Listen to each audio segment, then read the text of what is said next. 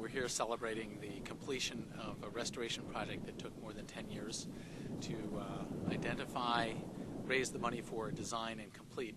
And it's really testament to the efforts of so many partners that have come together to make this project happen. We at Save the Bay really play a pivotal role in trying to pull together partners to make these kinds of projects happen.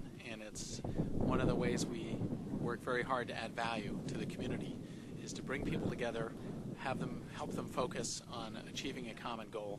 The plumbing of the marsh has been fixed. We've removed a dam and added culverts down an ocean drive, which has dramatically increased circulation of salt water into the marsh. And I think all of you who are here can quickly witness that the bird life and fish life in the marsh has increased dramatically. And we all enjoy the benefits of this cleaner habitat, including the wildlife, the shoreline, and water quality.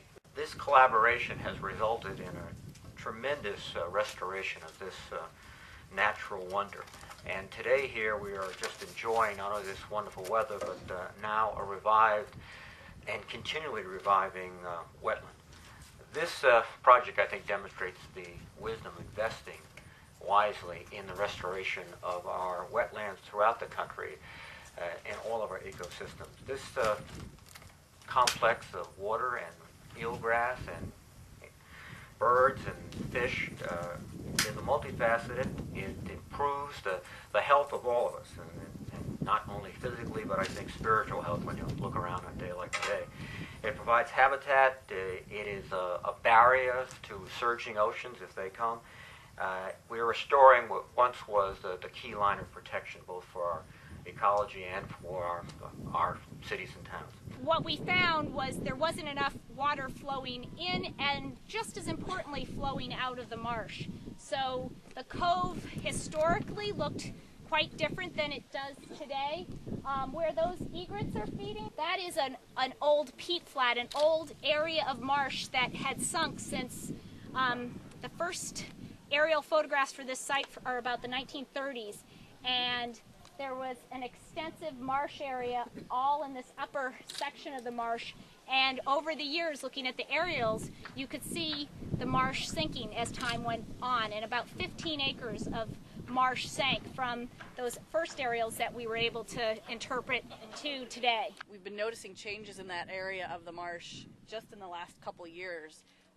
So we put out some devices called surface elevation tables, and they monitor changes in the marsh surface, very small changes in the marsh surface over time. And what we found, we put those out in 2004, and in the last 5 years we found that in one area of the marsh we've lost about 3 inches of surface. And in a marsh, a couple millimeters is a big deal. So 3 inches of marsh means the difference between a high marsh, which this is all low marsh, so that's the marsh closest to the water. High marsh is the area a little bit farther up. We've gone from high marsh to open water, so those areas are completely underwater. They're covered with a pretty gross algal bloom, kind of like this area over here, but they've sunk even farther. So even this area of the marsh was marsh when we started doing this project, but now as you can see it still has water on it. There's still that algal bloom. So what we're hoping that we'll see is as the water drains off the marsh and the plants come back to life, they'll trap sediments, their roots will grow up, and the marsh will start to raise up again and eventually keep up with sea level rise, which is the goal for any marsh. Think of it as a fabric. There's so many small, private, quiet, natural places around Narragansett Bay that are really near and dear to us all.